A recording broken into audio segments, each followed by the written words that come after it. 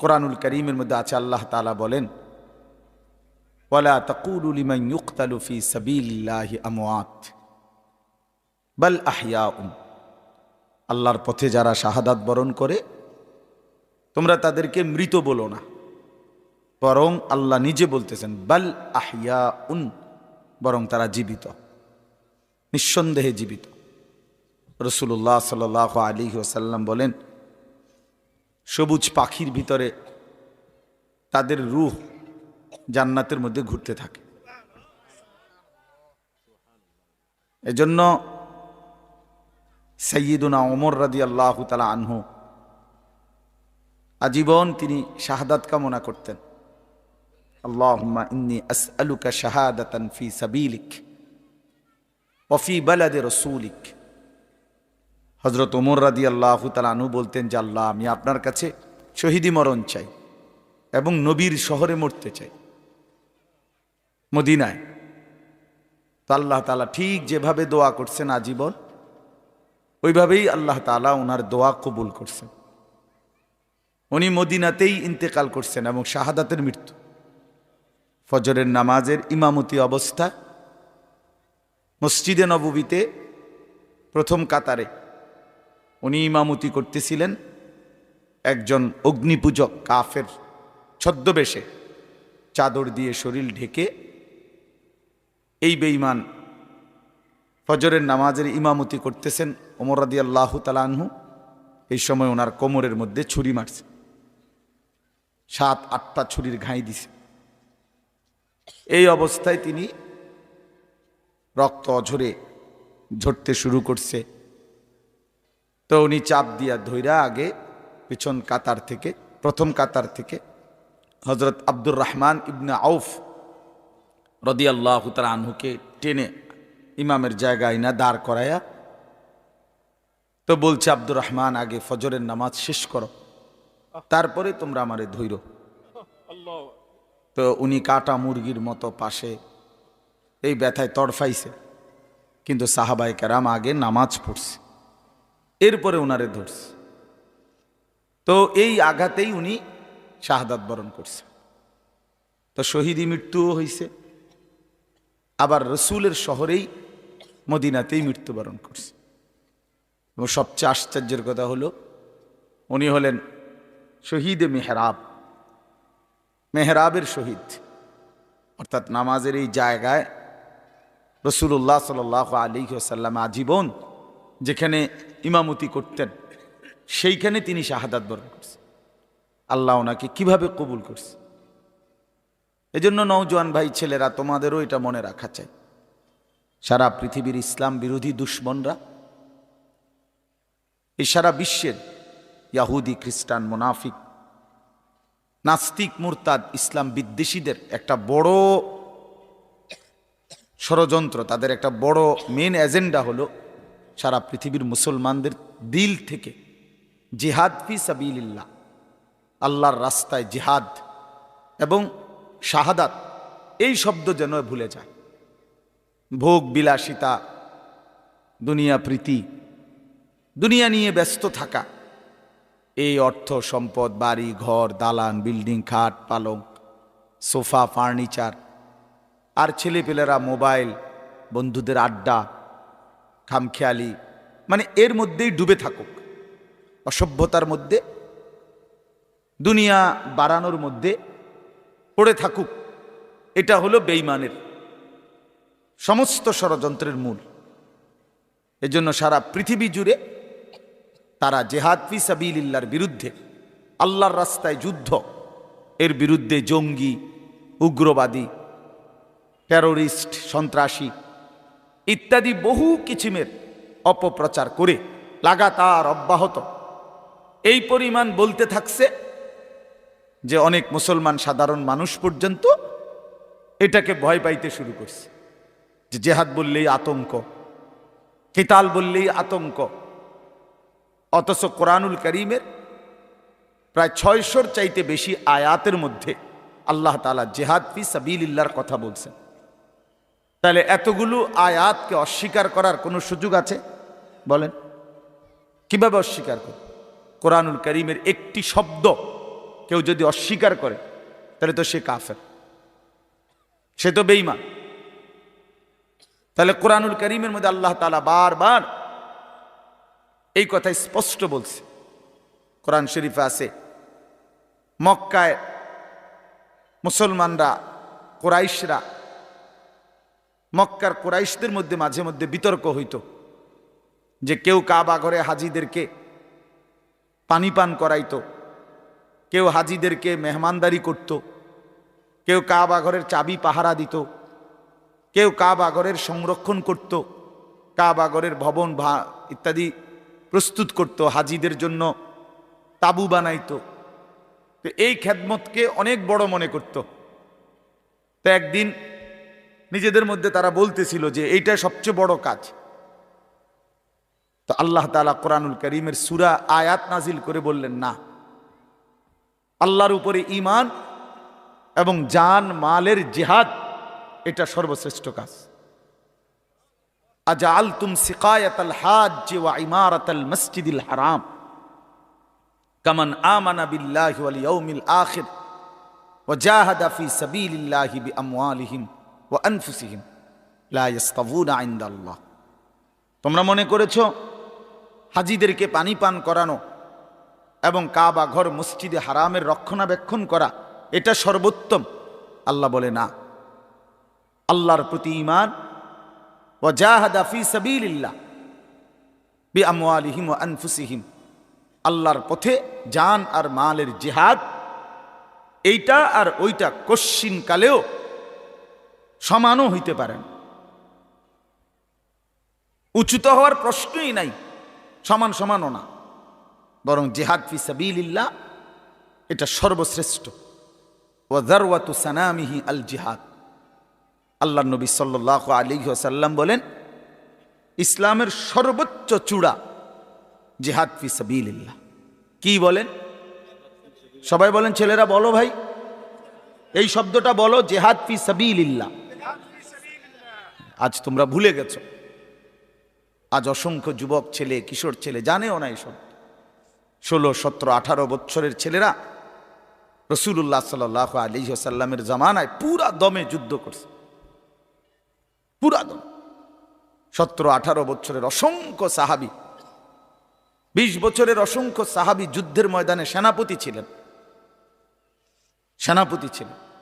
উহুদের যুদ্ধে সর্বপ্রথম আল্লাহর নবী সাল্লাল্লাহু আলাইহি ওয়াসাল্লাম উহুদের যুদ্ধের দিন, ইসলামের ইতিহাসের অত্যন্ত ভয়ানক একটা যুদ্ধের নাম হল উহুদের যুদ্ধ, যেখানে 70 জন সাহাবী শাহাদাত বরণ করছিলেন। এই যুদ্ধে সর্বপ্রথম দুশমনের বিরুদ্ধে কাফেরদের মোকাবেলায় আল্লাহর নবী সাল্লাল্লাহু আলাইহি ওয়াসাল্লাম প্রথম তীর মারার জন্য দুশমনের দিকে যাকে আদেশ করছেন তার বয়স ছিল মাত্র 18 বছর। হযরত সাদ ইবনে আবি ওয়াক্কাস রাদিয়াল্লাহু তাআলা আনহু, নবীজি উনাকেই প্রথম বলছেন দুশমনের দিকে তীর মারো। ইরমি সাদ, সাদ তুমি তীর ছোড়ো। ফিদাকা আবি ওয়া উম্মি, এ নবী জীবনে একবার শুধু বলছে এই 18 বছরের সাহাবী যুবকের জন্য যে আমি মুহাম্মদের মা বাপ তোমার জন্য কুরবান। আর কোনোদিন নবীজি এ কথা বলে নাই। সাহাবীরা নবীকে বলতো, হে আল্লাহর নবী, আমার মা বাপ আপনি রাসূলের জন্য কুরবান হোক, এটা মহব্বতে বলতো। তো নবীজি জীবনে কাউকে বলে নাই এ কথা। এই একমাত্র এই উহুদের যুদ্ধের দিন 18 বছরের ওই ছেলে, এটা হইলো এই বই টিফো মোবাইল, এটা জিন্দিগি এই মোবাইল লইয়াই শেষ কর, এই ছাগলামি করতে করতেই জীবন শেষ। 24 ঘন্টার জীবনটা তোমরা ছেলেরা বুঝে নিছো মোবাইল। তোমাগর এই ইবলিস শয়তান এমন ভাবে বলে দিছে যে পৃথিবীর সব কিছু থেকে আলাদা হইবি, কিন্তু এটার থেকে আলাদা হবি না। আজকে এইভাবে তোমগরে শয়তান মাথার মধ্যে তোমগো বুঝাই দিস যে জীবনটা বাইধা রাখ মোবাইলের উপর। জীবনের আর কোনো পৃথিবীতে কি হয় না হয় কিচ্ছুর দরকার নেই, তুই শুধু মোবাইলের মধ্যে ডুববা থাক। অপদার্থ এক জিন্দিগি ভাইয়া, এক ফালতু জীবন, ফালতু জীবন, একটা বর্বর জীবন। মোবাইলের আসক্ত যেই ছেলে মেয়ে এটা একটা বাজে লোক, ফালতু লোক, ফালতু, 100 ফালতু, 100 ফালতু, 100 ফালতু, একেবারেই আকাম লাইফ, এক ধরনের অপদার্থ ছাড়া, যার পৃথিবী নিয়ে, মানবতার কল্যাণ নিয়ে, মানুষের কোনো উপকার নিয়ে, পৃথিবী নিয়ে, আখেরাত নিয়ে জীবনের কোনো স্বপ্ন নাই। শাহওয়াত, শুধু শাহওয়াত, শুধু লজ্জাস্থানের একটা চাহিদা আছে, শাহওয়াত, এইটা পূরণ কর। নারী, ছবি, নাচ, গান, উলঙ্গতা, অশ্লীলতা, বেহায়াপনা, অসভ্যতা, খালাস। এটা মজা পাইলাম, বেডি চাইলাম, সারা রাত উলঙ্গ দৃশ্য দেখলাম, জানোয়ারের মতো পড়ে থাকলাম শুইয়া। সকালে 8টা বাজুক 9টা বাজুক, যখন ঘুম ভাঙে ঘুম ভাঙলো, ফজরের নামাজ নাই, শরীর অপবিত্র নাপাক, অসভ্য ছবি দেখতে দেখতে শরীর নাপাক হয়ে গেছে। এই অসভ্যতা, এই জানোয়ার মাতালের মতো পড়ে আছে খাটে। যখন ঘুম ভাঙ্গে ঘুম ভাঙলো, উঠলো তো উঠলো, নাস্তা খাইলো, আবার ছুটলো, আবার মোবাইল। আহাত, শরীরের পবিত্রতার খবর নাই, আখলাকের খবর নাই, নামাজেরও খবর নাই। কি জীবন এটা! এই জীবনের চাইতে জানোয়ারের জীবন অনেক ভালো। বেটা, জন্তু জানোয়ারও এর চাইতে আগে উঠে যায়, এর চাইতে আগে উঠে। একটা সুন্দর বাণী আছে, লেখা থাকে, দেখছি, ভোরের পাখি যদি তোমার আগেই জেগে যায় তাহলে তুমি ব্যর্থ। ভোরের পাখি যদি তোমার আগেই উঠে যায় তুমি ব্যর্থ। তোমার আগে উঠবে কেন? তুমি মানুষ, আশরাফুল মাখলুকাত, আল্লাহর সর্বশ্রেষ্ঠ সৃষ্টি, তুমিই তো আগে উঠবার কথা। তোমরা এই কি জীবন বাছাই করে নিছো ছেলেরা? তোমরাই বলতে পারো বাবা। তোমার জন্য আমি আটকাবো না, আমার জন্য তুমি আটকাইবা না, কেউ কারোর জন্য আটকাবে না। ছেলেরা মনে রাখো, একদিন তোমার বাপের মতো করে কবরে চলে যাবে। এই যাই দৌড়ঝাঁপ করছে বেচারা কামাই করার, একদিন দেখবা তোমারে রাইখা সে চলে গেছে। একদিন তুমিও চলে যাইবা। এই বন্ধু বান্ধব, আড্ডা, এগুলো সব থাইকা যাবে। দুনিয়ার জায়গায় থাকবে।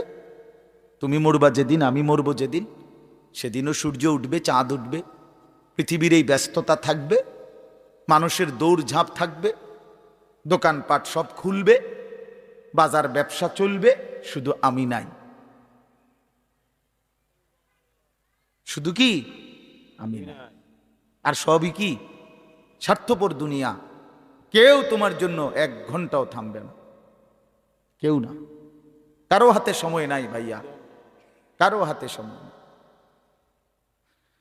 বহুতই বড় স্বার্থপর এক দুনিয়া এটা।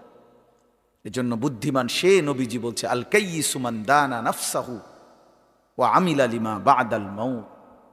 বুদ্ধিমান তো সে যে নিজের হিসাব করে, নিজের হিসাব রাখে এবং মৃত্যু পরবর্তীর জন্য আমল করে। রাসূলুল্লাহ সাল্লাল্লাহু আলাইহি সাল্লাম বলছে, এক সাহাবী জিজ্ঞেস করছে, ইয়া রাসূলুল্লাহ, মান আকিয়াসুন নাস ওয়া আহজামুন নাস? সবচেয়ে বিচক্ষণ, বুদ্ধিমান, বিবেকবান কে? নবীজি সাল্লাল্লাহু আলাইহি ওয়াসাল্লাম বলেন, আকসারুহুম যিকরান লিল মাউত। বেশি বেশি যে মৃত্যুকে স্মরণ করে। ওয়া আকসারুহুম ইস্তি'দাদান লিল মাউত, এবং বেশি বেশি যে মৃত্যুর জন্য প্রস্তুতি গ্রহণ করে। সে বুদ্ধিমান, সে বুদ্ধিমান। কুরআনুল কারীমের মধ্যে আল্লাহ তাআলা বলেন, ওয়া ইন্নাদ দারাল আখিরাতা লাহিয়াল হায়াওয়ান।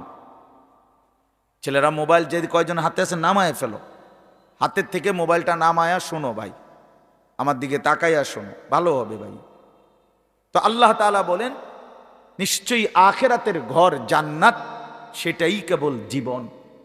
লাহিয়াল হায়াওয়ান, ওইটাই লাইফ, ওইটাই জীবন, এটাই স্টেশন, এটা প্ল্যাটফর্ম।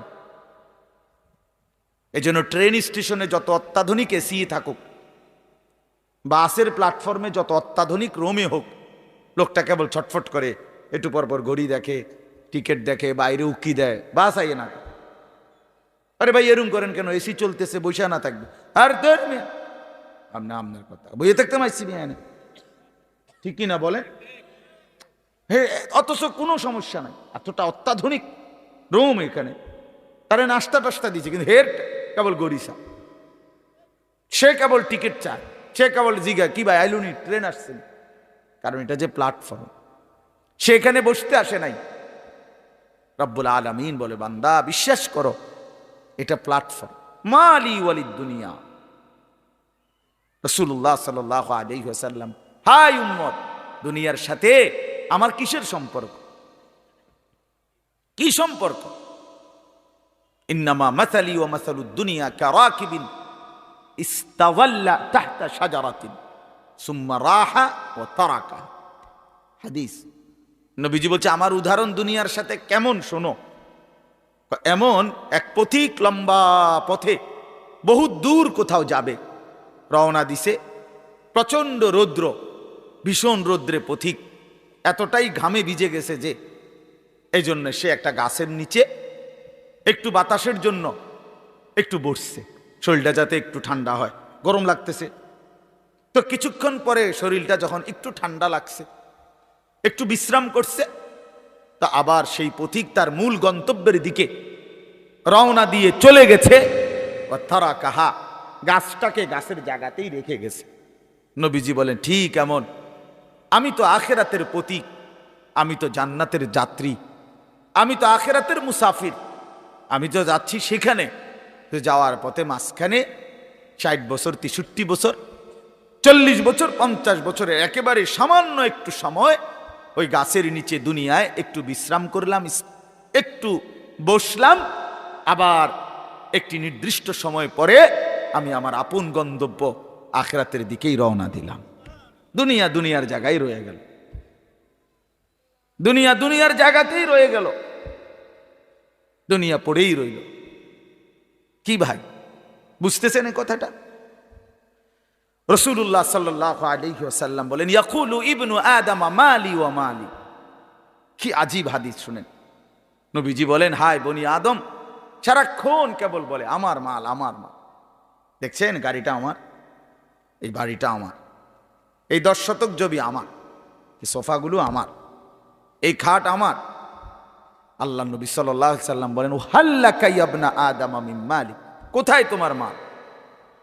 এই বনি আদম, মাল তোমার বলতে কে বললো এগুলো তোমার? এগুলো যদি তোমারই হয় তো তুমি যেহেতু চিরস্থায়ীভাবে দুনিয়া থেকে কবরের দিকে চলে যাচ্ছ, এগুলো সাথে নিচ্ছ না কেন? তোমার জিনিস কার জন্য রেখে যাচ্ছ? এই বেটা, ওয়াহাল্লাকা ইবনা আদম মিন মালি, কিরে বনি আদম তোর মাল কই? তোর যদি হয় নিচ্ছ না কেন এগুলো? ও মাই মোবাইল আমার, তো আমি এটা নিয়ে যাবো না সাথে এখন, না কেন থুয়ে যাবো? কথা বলেন না কেন? তো তুমি তো দুনিয়া থেকে চলে যাচ্ছ, তো নিচ্ছ না কেন এগুলো? তোমার 10 শতক জায়গা নিবা না? সোফা এগুলো কই রাখা যাচ্ছ? এগুলো নিয়ে যাও, বিল্ডিং নিয়ে যাও। তাইলে দেখে বুঝেই নাও বান্দা, উম্মত তোমার হলো কোত্থেকে? তোমার কেবল 3টা মাল, 3টা জিনিস তোমার। নবীজি নিজে বলছে, ইল্লা মা আকালতা ফা আফনাইতা, যা সরাসরি তুমি খাইয়া শেষ করছো, খাইছিলা, এটা তোমার। আউ লাবিস্তা ফা আবলাইতা, যেটা সরাসরি তুমি গায়ে দিছিলা, পরছিলা, পোশাক তোমার গায়ে, পড়তে পড়তে এডি ফুরান হইছে, সিরিয়ালাইছো, এগুলো তোমার। আউ তাসাদ্দাকতা ফা আমদাইতা, আর যা আল্লাহর রাস্তায় খরচ করেছ, দান, সাদাকা, যাকাত, ফিতরা, হ্যাঁ, হজ উমরার জন্য, গরিব দুঃখী, মসজিদ, মাদ্রাসা, এতিম, গরিব, অসহায় ইত্যাদি ইত্যাদি, এই যেগুলো তুমি কি করছিলা? সাদকা, খরচ করছো আল্লাহর পথে, আমদাইতা, সেটা তুমি আখেরাতে পাঠাইছো, সেটা পৌঁছে। এই 3টা তোমার। ওয়ামা সিওয়া যালিকা, আর এই ছাড়া বাকি সব ফাজাহিবুন, তোমার থেকে সরে যাবে, চলে যাবে। ও তারিকুহু লিন্নাস, মানুষের জন্যই রেখে যাবে। কি অসাধারণ হাদিস, কি চমৎকার ভাবে নবীজি ব্যাখ্যা করে বুঝাইছেন।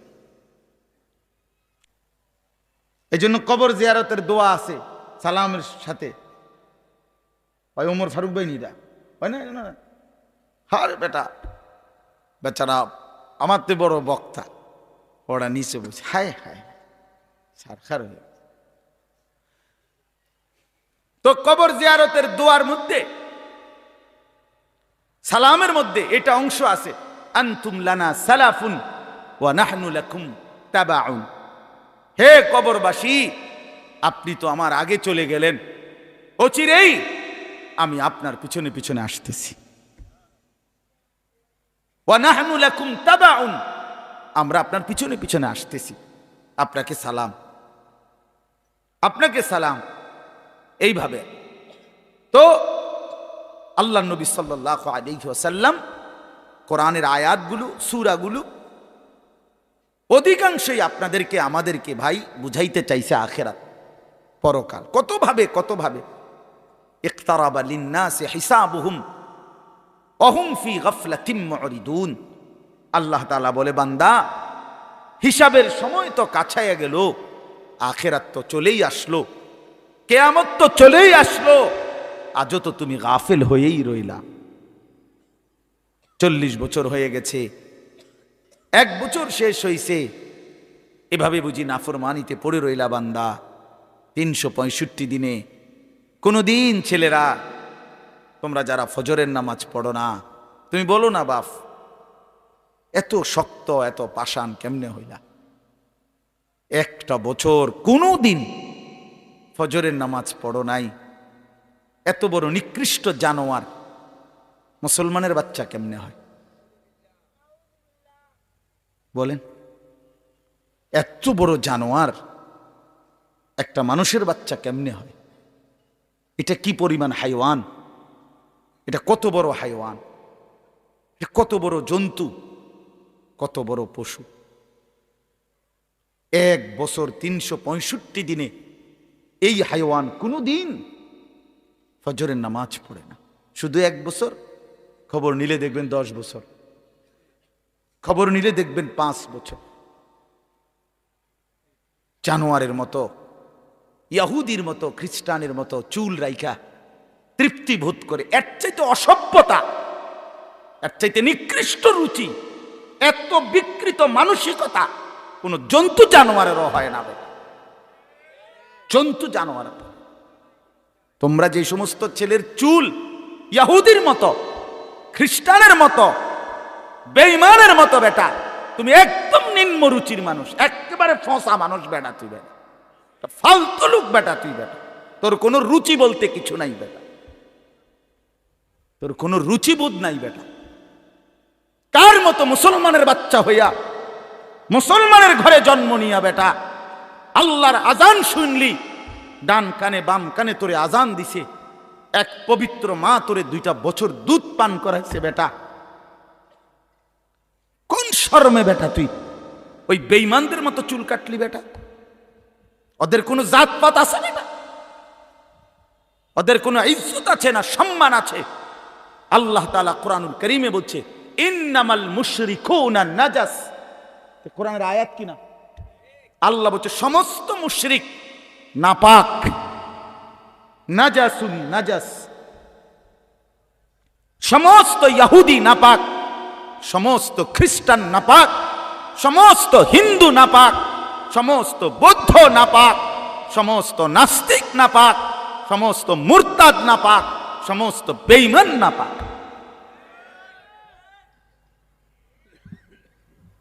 কার মতো বেটা চুল রাখলি বেটা? কারে দেখা বেটা পেশাব করে পানি লস না বেটা? কোন সভ্যত থেকে শিখলি বেটা এটা? কার থেকে শিখলি? জীবনে 2-4 অক্ষর পড়ালেখাও করো নাই? দুই চার শব্দ পড়ো নাই তোমরা ছেলেরা? মানুষ এত অভদ্র অপবিত্র হয় কেন? কোরআনুল কারীমের মধ্যে আছে, আল্লাহ তাআলা বলে, বান্দা কি আজীব কথা, কোরআন শরীফে আছে, বান্দা কোনোভাবেই যদি পানি নাই, ঠিক আছে, ফাইন লাম তাজিদু মাআন ফাতায়াম্মামু সাঈদান তাইয়্যিবা, তাহলে মাটি দিয়ে, পবিত্র মাটি দিয়ে তায়াম্মুম করো, তবুও নিজেকে পবিত্র বানাও। যদি বলি আল্লাহ পানি নাই, ঠিক আছে, তো মাটি দিয়ে হলেও পবিত্র হইতে হবে, এত তাড়াহুড়া কা? পানি আইও, পানি পাইয়া লই, এরকম শুরু করলেন। কোরআন শরীফের সরাসরি আয়াত, আল্লাহ তাআলা বলে জানো, ওয়ালাকিন ইউরিদু লিইউতাহহিরাকুম, আল্লাহ বলেন আমি না আমার ইমানদার বান্দাকে সারাক্ষণ পবিত্রই দেখতে চাই। দোস্ত আমার, এটা কোরআন শরীফের আয়াত। ওয়ালাকিন ইউরিদু লিইউতাহহিরাকুম, আমি আমার বান্দাকে পবিত্র, মুমিন আমার সে, ও অন্য কেউ না, ও আমার ইমানদার বান্দা। তো ইয়া আইয়ুহাল্লাযীনা আমানু ইযা কুমতুম ইলাস সালাতি ফাগসিলু ওয়ুজুহাকুম, এই আয়াতের মধ্যে এটা, এই আয়াতের অন্তর্ভুক্ত অংশ এটা। ওয়ালাকিন ইউরিদু লিইউতাহহিরাকুম, ইমানদার পানি নাই, ঠিক আছে তায়াম্মুম করো মাটি দিয়ে। কেন এমন তাড়াহুড়া? আল্লাহ তাআলা বলে আমি যে তোমাকে পবিত্র দেখতে চাই, আমি কে তোমাকে পবিত্র। ফীহি রিজালুন ইউহিব্বুনা আন ইয়াতাতাহহারু আল্লাহু ইউহিব্বুল মুত্তাহহিরিন। কোরআন শরীফের আয়াত আছে, আল্লাহ বলে বন্ধু আপনার কিছু সাহাবীকে আমি দেখছি, আল্লাহ প্রশংসা করতেছে। মদিনার কুবা একটা এলাকা, যেখানে নবীজি মদিনার মক্কা থেকে হিজরত করে এসে প্রথম ঢুকছিলেন। এই হিজরত করে আইসা প্রথম যেখানে ঢুকছেন, এই জায়গাটার নাম হলো কুবা নগরী। কুবা কি নাম? এই কুবা। এই এলাকার যারা সাহাবী ছিল, ওনাদের একটা অভ্যাস ছিল, ওনারা ওই সময় পানির তীব্র সংকট ছিল, পানি কম ছিল আর কি। তো তীব্র পানির সংকট থাকার পরেও ওনারা খাবারের পানি, রান্নার পানি, মানে ভাত তরকারি রান্নার যে পানি আর খাবারের পানি কম খাইতো, কম ব্যবহার করত। এখান থেকে পানি বাঁচাইয়া পেশাব পায়খানার পবিত্রতার জন্য যে পানি দরকার, ওইখানে তারা পর্যাপ্ত পরিমাণ পানি ব্যবহার করত, যেন পবিত্রতার মধ্যে কোনো কমতি না হয়। আল্লাহর কসম, এই কথাইটা, তাদের এই আখলাক আচরণটা আল্লাহ এত পছন্দ করছে, কোরআন শরীফের আয়াত নাজিল করে ডাইরেক্ট তাদের প্রশংসায় আল্লাহ বলছে ফীহি রিজালুন, আপনার সাহাবীদের মধ্যে কিছু লোক এমন আছে আমি দেখতেছি, ইউহিব্বুনা আন ইয়াতাতাহহারু, যারা ভালোভাবে পবিত্রতা অর্জন করাটাকে খুব পছন্দ করে। আল্লাহু ইউহিব্বুল মুত্তাহহিরিন, নবী শুনায়ে দেন এমন পবিত্রতা অর্জনকারীদেরকে আমি আল্লাহও ভীষণ ভালোবাসি।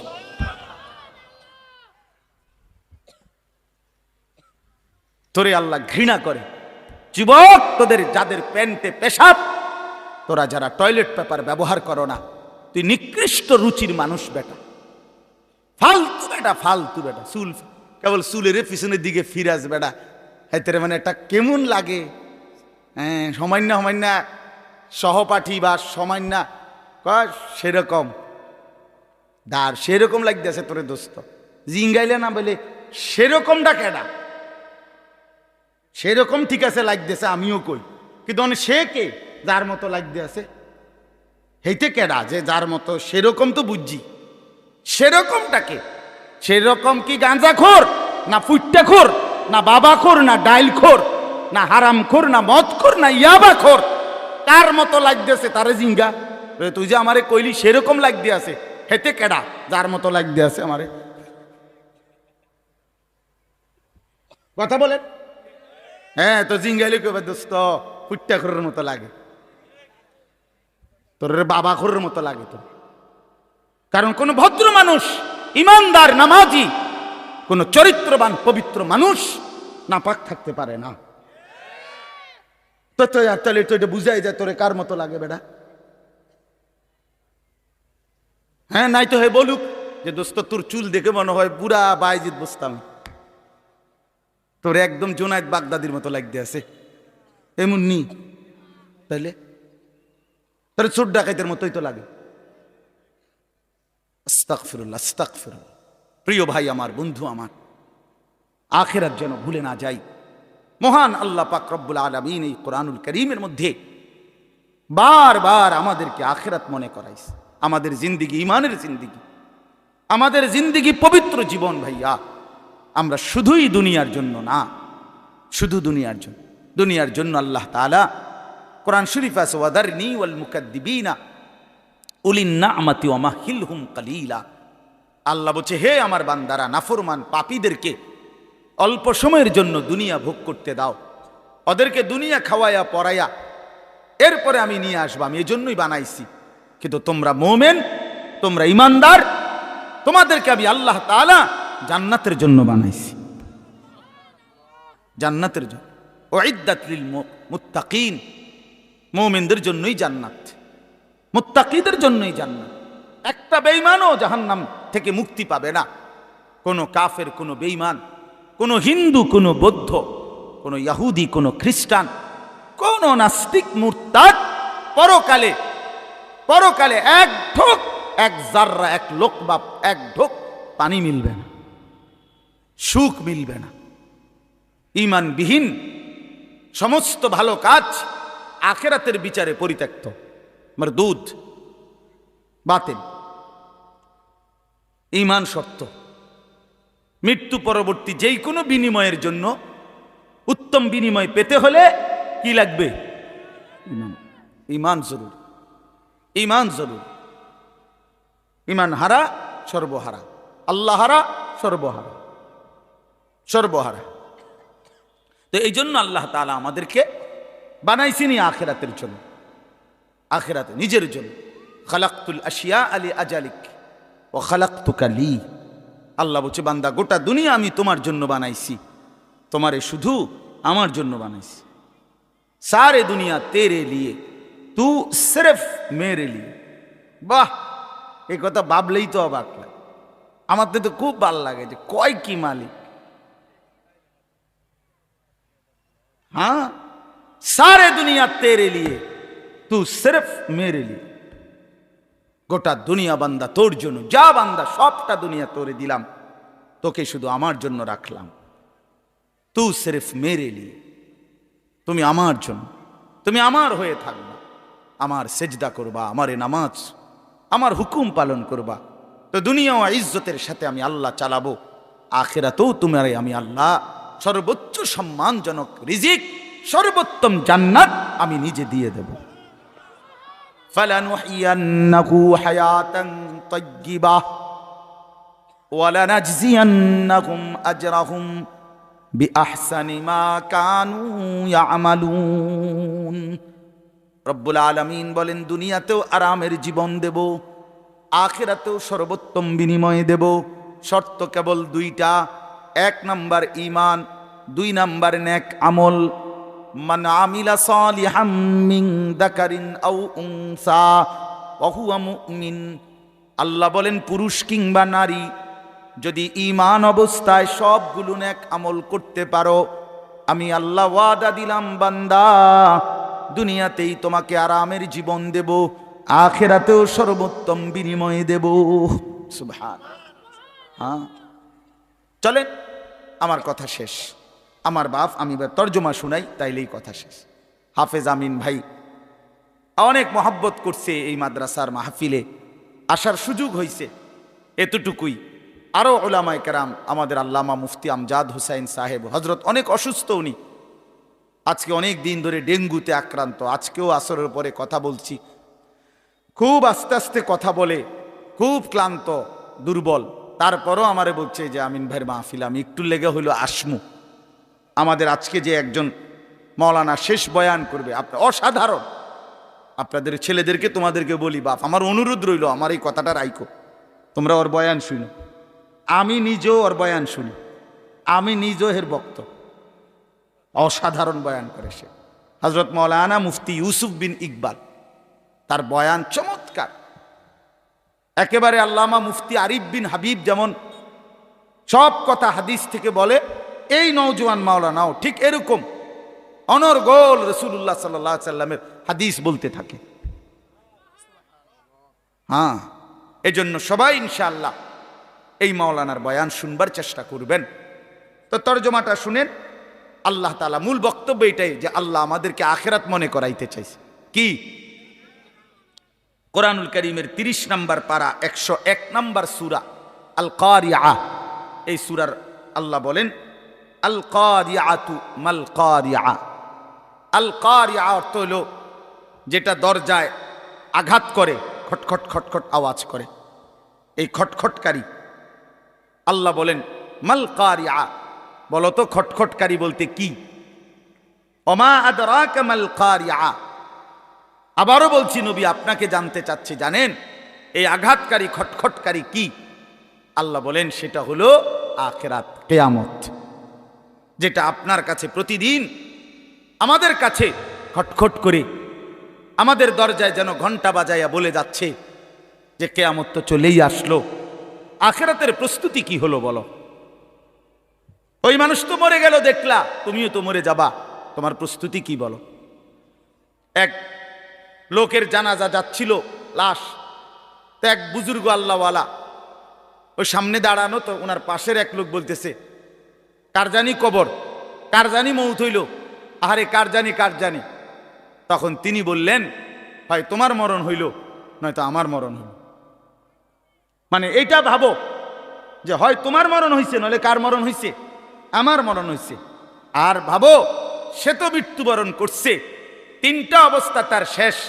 একটা হইল আজরাইলকে দেখা, এটা তার শেষ।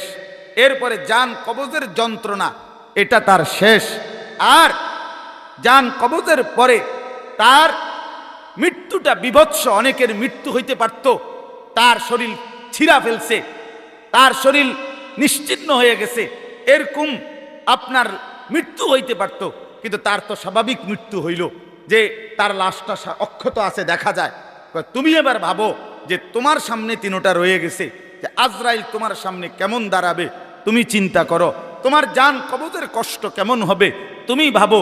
তোমার মৃত্যু কি স্বাভাবিক হবে নাকি অ্যাক্সিডেন্ট আর অস্বাভাবিক কোনো মৃত্যু হবে, সেটা নিয়ে ভাবো। তাইলে প্রতিটা মৃত্যু আমাদেরকে ঘন্টা বাজায়, প্রতিটা রাত আমাদেরকে ঘন্টা বাজায়, প্রতিটা দিন আমাদেরকে ঘন্টা বাজায় যে বান্দা সময় তো চলে গেল, আখিরাতের কি হলো, কবরের কি হলো, পরকালের কি হলো। ইয়াউমা ইয়াকুনুন নাসু কাল ফারাশিল মাবসুত ওয়া তাকুনুল জিবালু কাল ইহনিল মানফুশ। আল্লাহ বলে একদিন সত্যি সত্যি কিয়ামত হবে, ইসরাফিল ফু দিবে। সেদিন কি হবে? সেদিন সমস্ত মানুষগুলো হয়ে যাবে বিক্ষিপ্ত পতঙ্গের মতো। বিক্ষিপ্ত পতঙ্গ মানে আপনারা একদম সহজ বুঝবেন, ওই যে বাতির মধ্যে, লাইটের মধ্যে, আলোর মধ্যে অনেক সময় যে সাদা সাদা পোক এগুলো আসে, এগুলো দেখছেন? এগুলোর কি কয়?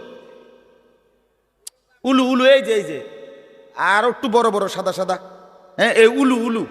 এই উলু পোকা, এইটা যেমন মাঝে মাঝে এইভাবে আসে চারদিক থেকে উইরা উইরা আইয়াই পইরা হয় আগুনের মধ্যে, বাতির মধ্যে, আলোর মধ্যে পইরা পইরা মরে, নিচে মরে। তো আল্লাহ পাক বলেন ইসরাফিল ফু দিবে, কিয়ামত শুরু হবে। মানুষ এরকম পাগলের মতো, উলুর মতো দৌড়াইয়া পতঙ্গের মতো চারিদিকে দিক বিদিক শূন্য হইয়া দৌড়তে থাকবে। কেউ বলতে পারবে না কে কোথায় যাচ্ছে, কোথায় দৌড়াচ্ছে, কি হচ্ছে। সবাই অস্থির হয়ে যাবে। এরই মধ্যে যে যেখানে গিয়ে পড়ে যাবে ওইখানেই তার মৃত্যু, ওইখানেই কম। ওয়াতাকুনুল জিবালু কাল ইহনিল মানফুশ। পাহাড়গুলো একটা নমুনা আল্লাহ বলছে, পাহাড়গুলো তুলারে দীর্ঘক্ষণ মেশিনের মধ্যে ধুনাইয়া সারলে এবার যখন ঝরঝরা হয় তুলা, তো এবার যদি বাতাস লাগে তাইলে যেমন এটা উড়তে শুরু করে, তুলা উড়ে। তো আল্লাহ তাআলা বলে পাহাড়গুলো এরকম ধ্বনিত তুলার মতো উঠতে থাকবে। পুরা সৃষ্টির সব কিছু ভাঙ্গা চুইরা শেষ হয়ে যাবে। হাসরের ময়দান কায়েম হবে। আর সেখানে কি হবে? দুইটা অবস্থা। ফাআম্মা মান সাকুলাত মাওয়াজিনুহু, সেই হাসরের ময়দানে আমল নামা হাতে নিয়ে মিজানের পাল্লায় যার নেকি ভারী হবে, ফাহুয়া ফি আইশাতির রাদিয়া, সেই সন্তুষ্টিময় আরামদায়ক জান্নাতের জীবন লাভ করবে। ওয়া আম্মা মান খাফফাত মাওয়াজিনুহু ফাউম্মুহু হাওিয়া ওয়া মা আদরাকা মা হিয়া নারুন হামিয়া। আর যার আমল নামা মিজানের পাল্লায় ওজন দেওয়ার পরে হালকা হবে, গুনাহ ভারী হবে, নেকি হালকা হবে, আল্লাহ তাআলা বলেন তার ঠিকানা হবে হাবিয়া নামক জাহান্নাম। আর আল্লাহ নিজেই বলে, নবী জানেন হাবিয়া জাহান্নামটা কেমন? নারুন হামিয়া, একেবারে প্রজ্বলিত ধাউ ধাউ করে জ্বলন্ত আগুন, এটার নামই হচ্ছে হাবিয়া। হাবিয়া। এখানে একটা কথা শুধু বলি, কথা আমার শেষ। এক নম্বর কথা হলো এই জিন্দিগির মধ্যে যদি আমল বাড়াই তাহলে আখেরাতে জান্নাত হবে, এই জিন্দিগির মধ্যে যদি নাফরমানি বাড়াই তাহলে আখেরাতে জাহান্নাম হবে। মানে একটা শব্দ আছে ফা উম্মুহু হাবিয়া, এই ছেলেরা তোমাদের জন্য আমি শেষ, এই কথাটা আবার বলে যাই। এই শব্দটার তাফসীর আমি আজকেও পড়ছি, তাফসীরে কুরতুবিতে, তাফসীরে ইবনে কাসিরের মধ্যে আছে। আল্লাহ তাআলা বলছেন ফা উম্মুহু হাবিয়া, নাফরমান পাপীকে হাসরের ময়দানে, এই উম্মুহুর শব্দের অর্থ হইল উম্মু রাসিহি, অর্থাৎ তার মাথার সামনে যে চুল, এই চুল ধরে দাঁড়ানো মানুষটাকে বেইজ্জতি করে নিচে নামাইয়া এরপরে লাথি দিয়া জাহান্নামে ফেলে, এইটা অর্থ।